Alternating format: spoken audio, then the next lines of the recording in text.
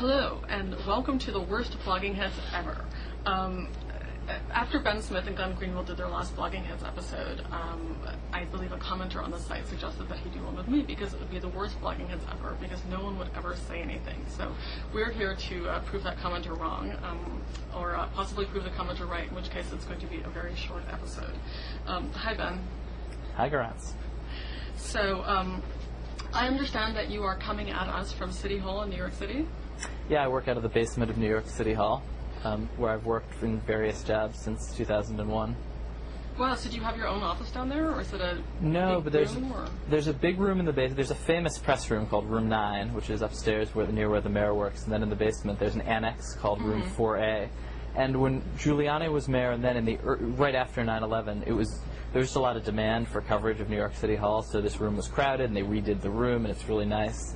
And Bloomberg actually is quite dull, and so it's virtually empty, though a woman from Reuters and a guy from the New York Observer are putting up with me here, as is a woman from Newsday. So I guess you hear a lot about the ghosts of Giuliani there, and a lot about skeletons everywhere. Yeah. Aspirations. Yep. Can you tell us a little bit about what you hear being there, based in City Hall on a daily basis, about Mayor Bloomberg's aspirations?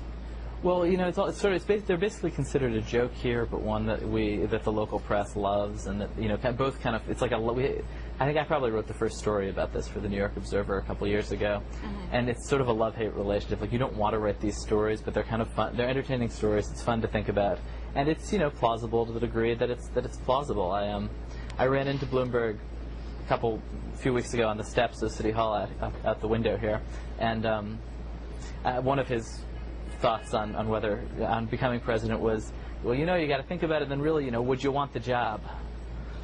So he said, would you want the job? Would you really want the job? So it's a very different calculation for him than for these other guys. Right. There's something a little like dilettantish about it, and that's how everybody viewed his run for mayor too, and then he won. Right. Well, he's devoted a lot of money to his run for mayor. Yes. Yeah, I mean, he was very liberal in tossing money around New York City, wasn't he? Yes, he spent $80 million just running, and then I think was giving tens of millions a year to the kind of nonprofits groups that might otherwise be his critics. Exactly, and if he ran for president, I suspect he would be equally generous. Yeah, I mean, it's a little. I mean, New York. There's kind of a consensus politics in New York, and to some degree, and I mean, these are basically liberal groups, and he's basically a liberal mayor, and so I mean, I don't think he's going to be able to buy off Focus on the Family. I mean, this is a guy who.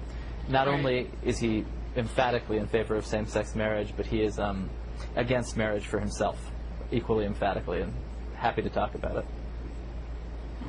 He enjoys living in sin. Well, another person with interesting and idiosyncratic views on marriage would be a welcome addition to the presidential contest. Yeah, exactly. Only the Democrats are sort of following the single marriage thing. Yes, exactly. But we're going to be getting to one of the more interesting Democratic marriages shortly. Which is Hillary Clinton and the Clinton books. Oh, yes. Have just come out, and I know you blogged a bit on this, and I've blogged a bit on this. And have you read both the books yet? I read I had to do it the old-fashioned way, unlike you, and I had to get the books from the publishers. So I only got them yesterday, and last night read the Girth Van book last night, and I've sort of poked around the Bernstein book, but haven't made it through. How about you? I've poked around the Bernstein book as well, and I have not made it through it yet. It seems like a better read than the Girth Van book. I was in reading what you wrote. I would be so I'm curious. You seem to almost like object to the endeavor of these biographies. Am I getting you wrong there? Like, just to the idea that somebody should be poking around this, this overly examined subject of Hillary Clinton's kind of inner life. I don't think I object to the idea of Clinton biographies. I mean. Not at all. I mean, she's certainly been, highly examined and will probably be closely examined again. I think it just because she's been so heavily documented over the years, I think there's sort of this standard for newness when it comes to these books. It's like, well, what new thing can be said about Hillary Clinton? Well, do you feel like you really understand her? I'm sorry? Do you feel like you really get who she is? I don't know if I need to get who she is. I mean, I need to get what she's going to do. But I don't know if I need to understand who she is. I mean, do I understand who Bill Clinton is? I don't know that I do. See, I kind of feel like Bill Clinton's story has sort of there's a logic to it, and he tells, maybe it's partly because he tells it so compellingly, but from the kind of troubled childhood to the kind of desire for affection, I don't know. And I guess I always felt like part of the reason it was sort of easy to understand his story in a way that it's not Hillary's. Well, right, but that's a different question. I mean, whether or not he's able to produce a coherent, politically compelling narrative of his life. As opposed to a true story. Good point. Right, exactly. I mean, I don't think that any of us really know who our political leaders are, in a very close way. I wish we did. We have a sense of what they can do, and we have a sense of what sorts of stories they want to tell about themselves, and what these stories that they choose to tell about themselves will tell us about what they think that they're going to do once they gain office. So what bugged you about the Girth Van Natta book? I just thought the tone was kind of nasty. It was more of a tonal thing. I mean, certainly I didn't object to the information in it. There was the one situation where I think there was the information that was factually contested in the Washington Post by Taylor Branch, who was the alleged source for that information. Right. But other than that, I haven't really heard people contesting any of the information in the book yet. It was more just a question of the tone in the early chapters of the book, much less so in the later chapters of it. It seemed to kind of... to mellow, yeah. You kind of got the sense they were like out to disprove living history, right?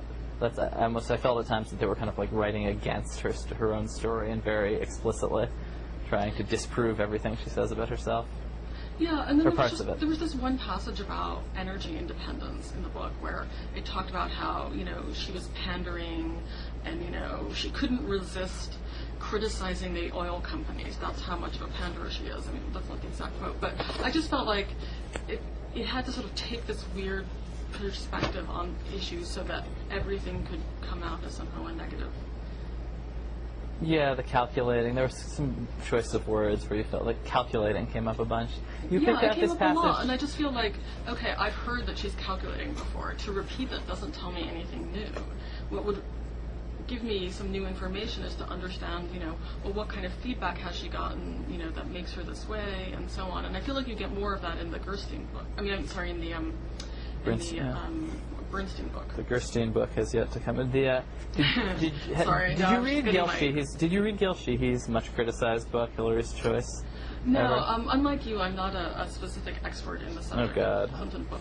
Don't accuse me of that. I actually haven't read all of them, but I have sort of a guilty affection for that one because it has a lot of problems and it gets a bunch of stuff factually wrong, for which it was just sort of the Clinton people managed to destroy it before it came out, basically in 2000.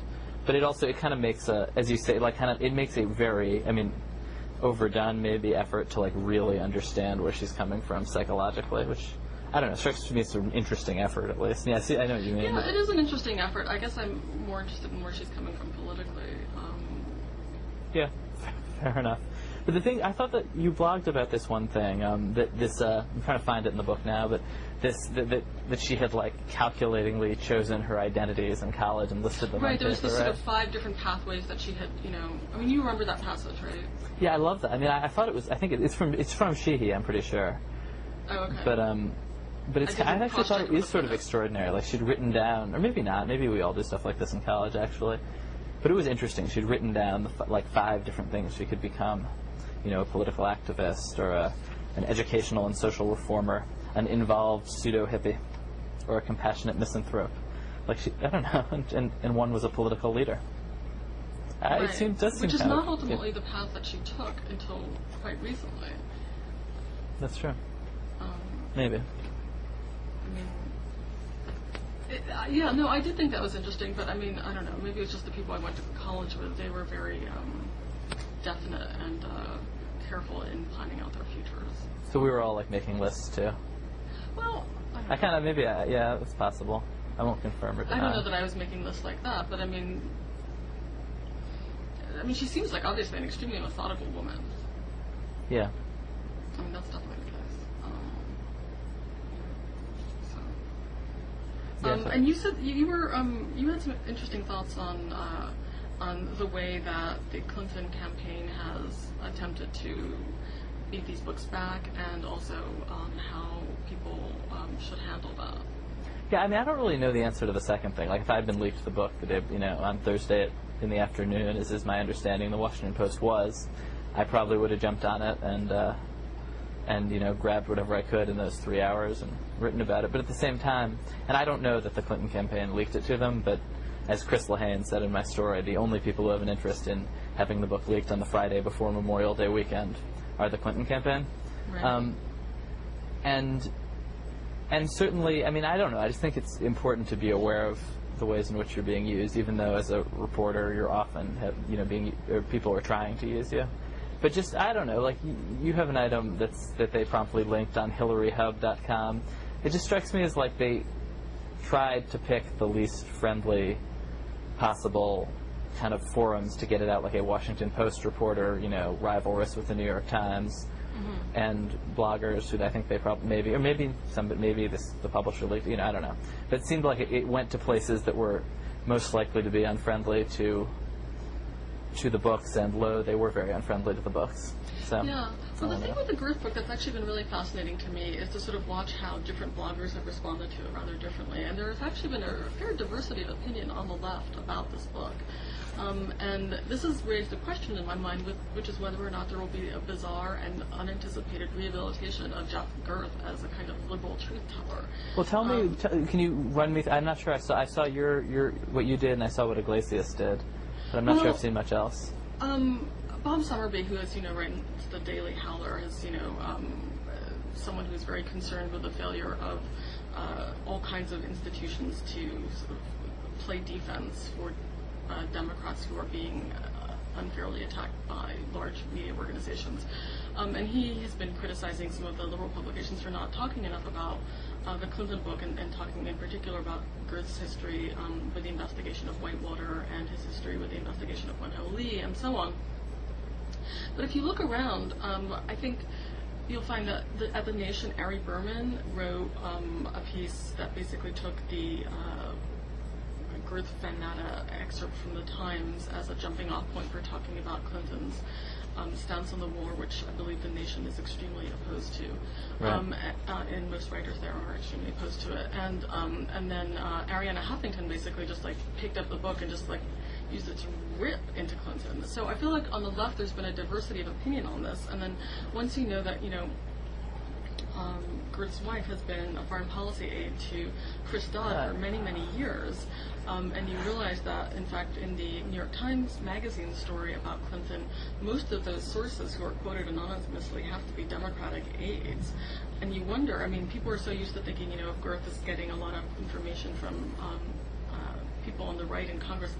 During the Whitewater years, he developed that reputation, and now obviously he's getting it from people on the left. So, maybe this is a left-wing hit on Clinton.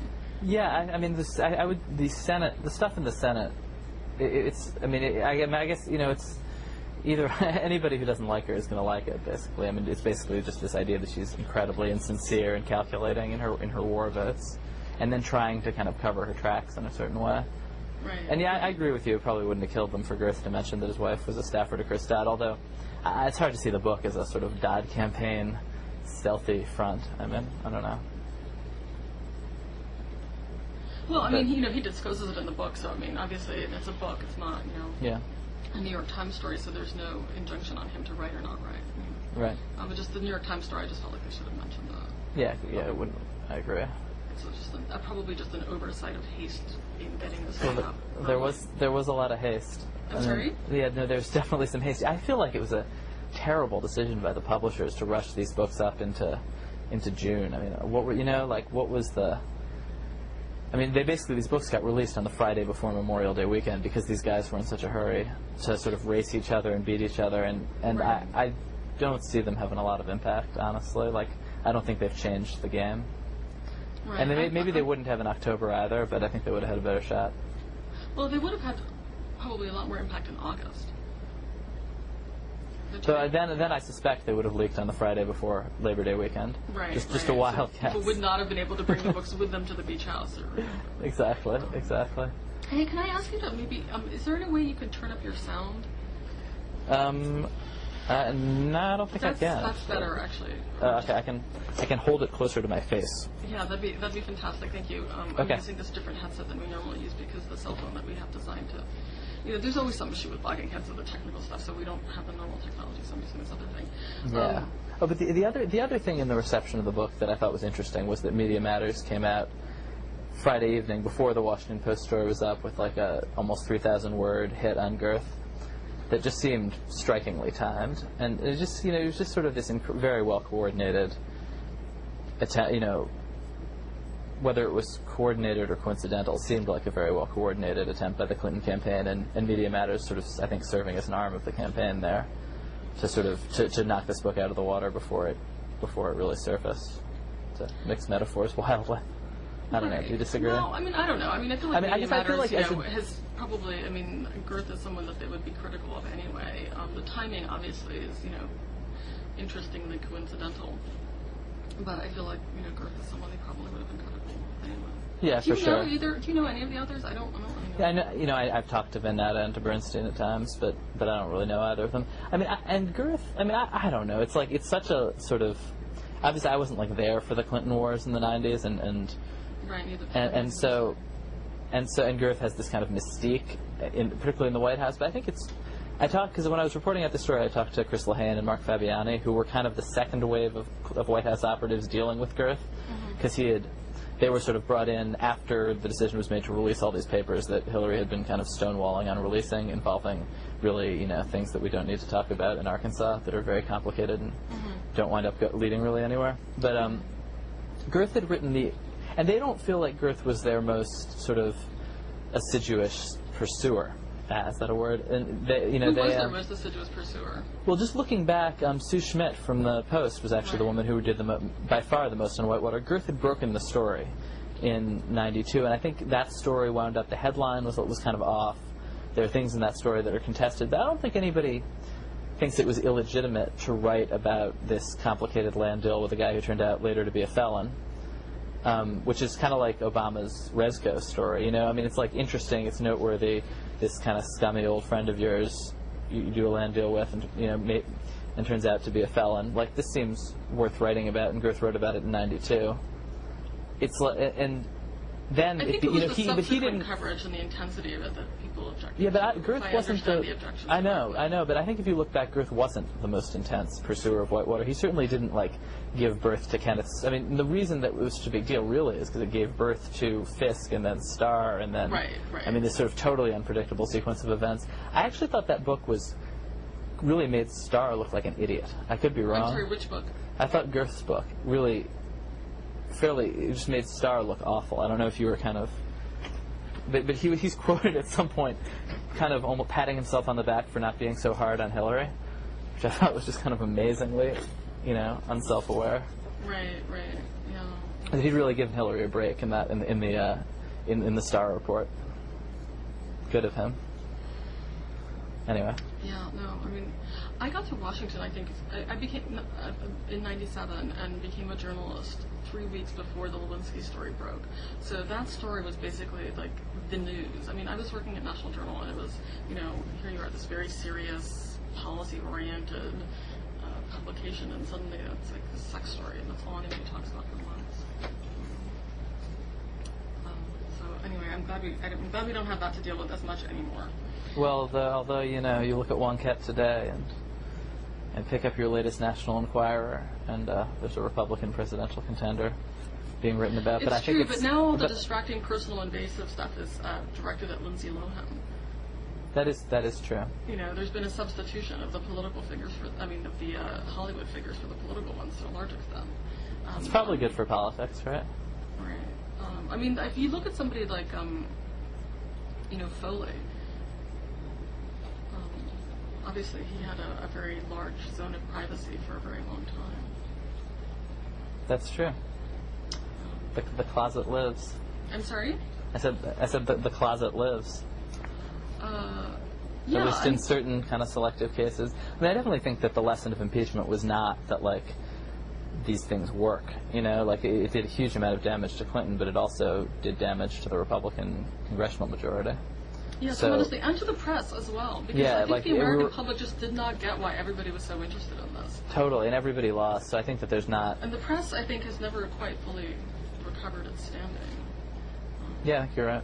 I mean, I think that actually is very interesting to me with regard to the Democratic 2008 race, which is the conventional wisdom in Washington.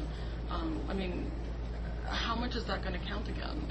Are we seeing a recrudescence of this disconnect between what Washington reporters think is significant and important and valuable information and what the American public wants to hear about and thinks is valuable and is going to judge candidates on? And I think that's going to be a really interesting question to follow. Yeah, for sure. Though it seems to me like everybody thinks Iraq is the most important thing, like both Washington reporters and people in Iowa. Though John Edwards' haircuts, of course, are a close second. Joking. Right.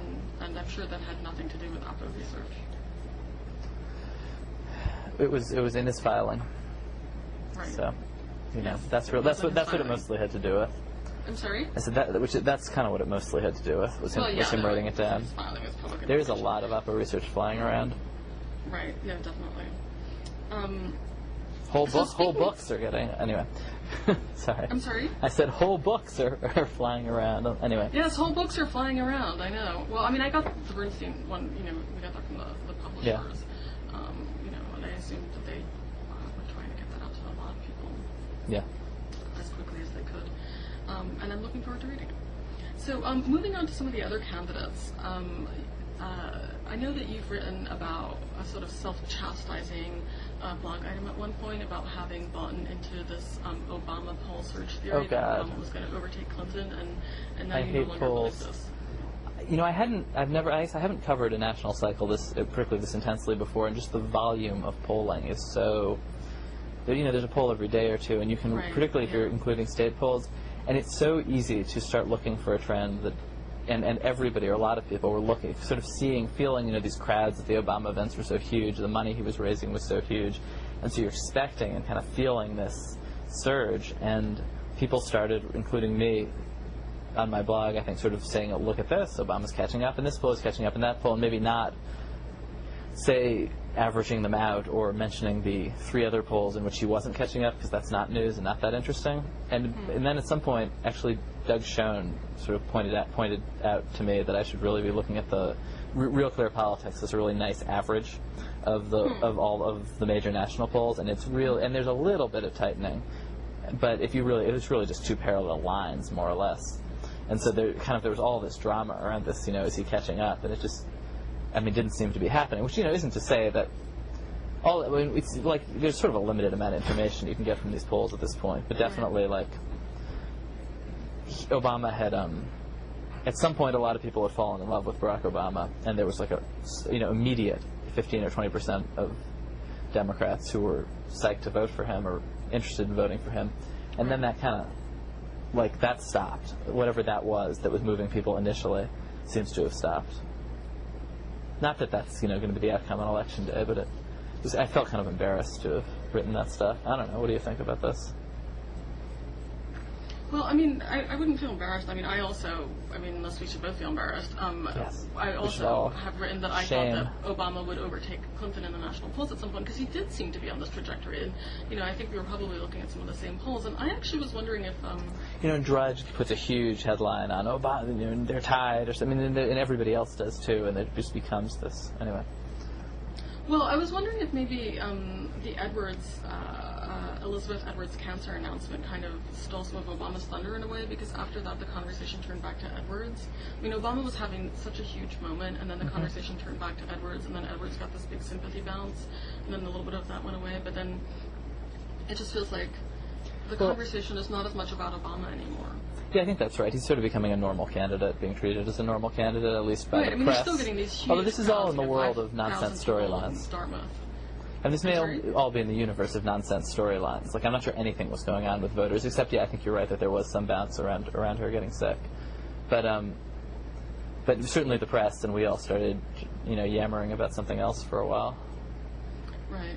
And then one of the other things I've been wondering is whether or not, just because in the 2004 cycle, there was a moment where people started taking the polling seriously, but then the polls that were very close to the primary were actually extremely inaccurate because of the momentum effects coming out of Iowa. So Dean dropped 30 points, or he lost his 30-point lead in New Hampshire coming out of Iowa. Right. meaning that those immediate pre-Iowa polls wound up being almost meaningless. But if you look at the polling over the summer in 2003, you saw Kerry in the lead. And I think, you certainly saw Bush in the lead in 1999.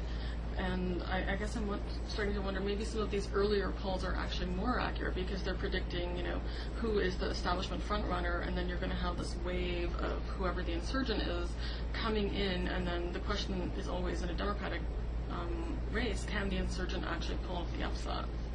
Yeah, I think you're. Yeah, there's some. I think you're right. There's something to that. Like the early polls are saying something. They're saying something real about this is where people are for starters, and then, I mean, in the polls that had Dean winning were true too. That was what people who again still hadn't really focused in were saying. Right. But yeah, I guess I don't know. How it's hard to think of them as predictive. It's hard to know, but it just we see all these different polls, and it's hard to know what they mean. Except but we need 9 news items a day, and that that counts for 2 of them. So well, some of us. Yeah, some of us need that. Who read blogs, terrible things. Right.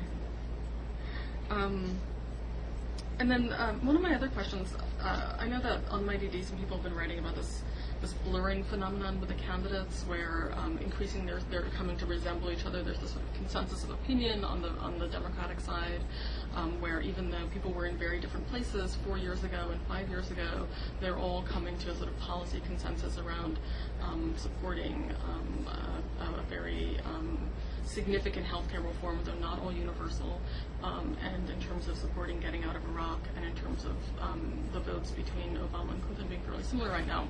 Do you think that's right? Well, they've been writing about that. I'm asking what your opinion is on this.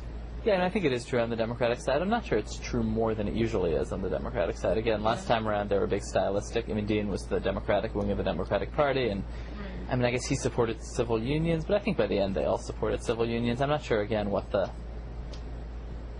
dramatic policy there was a lot were. more dramatic conflict. There was more conflict. Side. That's true. I mean, John Edwards is trying to generate that conflict this time around, although I'm not sure even on issues like trade, where he's kind of felt to be further out. Right. I'm not sure he really is. I mean, I think that actually it's not just the Democrats. There's sort of this like post-Bush consensus emerging on a lot of issues, and really on the big ones, like which is the major candidate who isn't going to like take climate change a lot more seriously than Bush. I think. And maybe John McCain wouldn't pull the troops out of Iraq, but I would be surprised if he's not talking about that if he's in the general election. And then healthcare too. Like the guy who actually passed the Edwards plan essentially is Mitt Romney, who at the last Republican debate was talking about how proud of it he was and how much he loved it. So yeah, I actually think that Bush is now in right, but such a lot of that has to do with the Democratic State House. Yeah, for sure. But he has certainly kind of taken ownership of it since. I mean, it's called, and it seemed like grudgingly for a while, but he was asked about it at the Republican debate, and he said, "I love it. This is exactly what I want to do. It's a great idea," And I mean, individual mandates are like one of these third way solutions where it's all about individual responsibility, and it does sell to Republicans, and at the same time, it is in fact universal. So I think that universality that you can then add to over time. I mean, maybe this is. I'm not sure I want to go out on this limb exactly, but just to kind of think about it, maybe the central differences between the candidates, or at least in some cases, are kind of character. I mean, if you look at Giuliani and Hillary Clinton on paper, on their stances on things like, choice and gay rights and all the stuff that Giuliani gets beat up on in the Republican primary, they're quite similar. Like very similar. Taxes. He was not a tax cutter as mayor, particularly. I mean, he was to some degree, but not. He was a centrist Democrat mayor essentially. And his policy director actually wrote a book comparing him to Bill Clinton. But it's a little self-justifying. Right? Well, yes, but they. But so I guess but nobody who's watched him and work would think that. I mean, that he's anything like any of the Democrats, or would be in clearly he would be a very different president, but it's not it's not kind of a white paper difference. Right, it's a personality difference. Yeah, and sort of how they deal with strain. Yeah, kind of how people relate to power. Right. Interesting. Well, I feel like that there's a lot of very significant differences still on the Republican side. What do you?